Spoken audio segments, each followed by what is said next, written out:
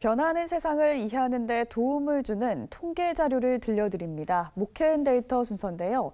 오늘은 전국의 아동학대 실태에 대해 알아봅니다. 목회데이터 연구소 김진양 부대표 함께합니다. 안녕하세요. 네, 안녕하세요. 예, 최근에 양부모 아동학대 사건이 알려지면서 국민적인 공분을 사고 있지 않습니까? 이 전국에서 아동학대가 얼마나 많이 일어나고 있습니까? 예, 사실 그동안 아동학대는 우리 사회에서 그렇게 주목을 많이 받지 않았습니다. 가끔 이제 언론 지상에 나오는 그런 사건들 때문에 주목은 끌었지만 그렇게 관심 있지는 않았는데요. 근데 의외로 우리 주변에서 아동학대는 상당히 많이 일어나고 있었습니다. 예. 통계 자료를 보면 2019년도에 아동학대로 신고된 건수가 41,389건이었어요. 이걸 좀 환산을 해보면 1시간당 4.7건이었고요. 13분마다 한 건 정도로 발생되는 그렇게 굉장히 빈번하게 이루어지는 그런 사건이었고요. 또 이 아동학대로 인해서 사망하는 아동의 수도 상당히 많았습니다. 네. 2019년도에 42명이 아동학대로 사망될 정도로 아동학대는 우리 주변에서 눈에 잘 띄진 않지만 상당히 많이 이루어지고 있는 그런 사건을 보면 되겠습니다. 예, 평균 13분마다 한 건씩이라면 정말 심각한 게 아닌가 싶은데요. 이런 아동학대는 어디서 일어나고 또 누구에 의해서 발생하고 있었습니까? 아동학대라고 하는 것이 어디서 일어나는지 한번 장소를 봤더니요. 가정에서 이루어진다는 그런 비율이 80%였습니다. 예. 그리고 가해자는 주로 부모다라는 비율이 76%였어요. 우리가 흔히 이야기하기를 엄마와 부모와 자식 간의 관계는 지고지순의 사랑의 관계로 생각을 하잖아요. 하지만 아동학대의 대부분이 부모를 통해서 이루어진다고 하는 사실은 우리한테 꽤 충격적인 사실로 다가올 수 있습니다. 네. 이렇게 아동학대 사건이 발생하면은 신고해야 할 의무자가 있잖아요. 어린이집 선생님이나 의료인이 대표적인데요. 실제로 신고가 잘 이루어지고 있었습니까? 예, 신고되는 상황을 한번 보면요. 예. 가르치는 아동이 아동학대 당한 사례를 목격해 본 적이 있느냐 이렇게 질문했을 때 66%의 교사들이 목격한 적이 있다 이렇게 이야기를 하고 있습니다.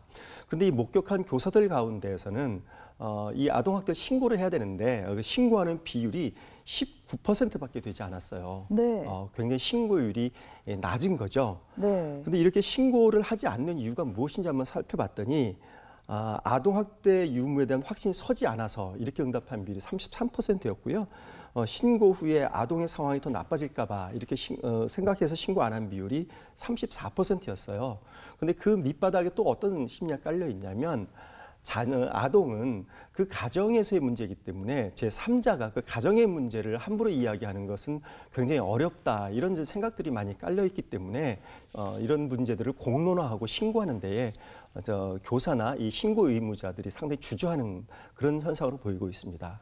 예, 아동학대가 또 신고됐다고 하더라도 적발이 되어도 분리 조치가 제대로 되지 않고 있다라는 뉴스를 본 적이 있는데요. 실제로 조사된 결과가 있습니까? 예, 일단 아동학대는 가정에서 이루어지고 있기 때문에 학대를 이제 중지시키려면 바로 분리 조치가 이루어져야 됩니다. 그런데 예. 실제적으로 아동학대로 신고된 건수 중에서 아동과 분리되는 비율은 단 2%에 불과했습니다. 굉장히 네. 낮은 그런 수치죠.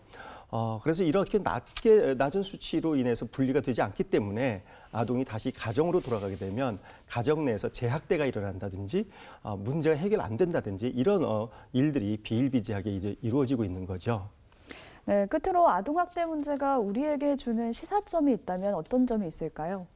네, 아동학대는 기본적으로 가정에서 부모와 자녀 간에 이루어지는 관계들인데 부모가 자녀들을 자기의 소유물로 생각하는 데서 이런 일이 많이 이제 빚어지는 것 같습니다. 그렇습니다. 우리가 아무리 작은 아이라 하더라도 그 아이가 하나님이 지으신 존재라는 이런 생각을 가지고 접하다 보면 그런 아동학대를 할 수 있는 그런 가능성이 점점 옅어질 거로 생각이 되고요.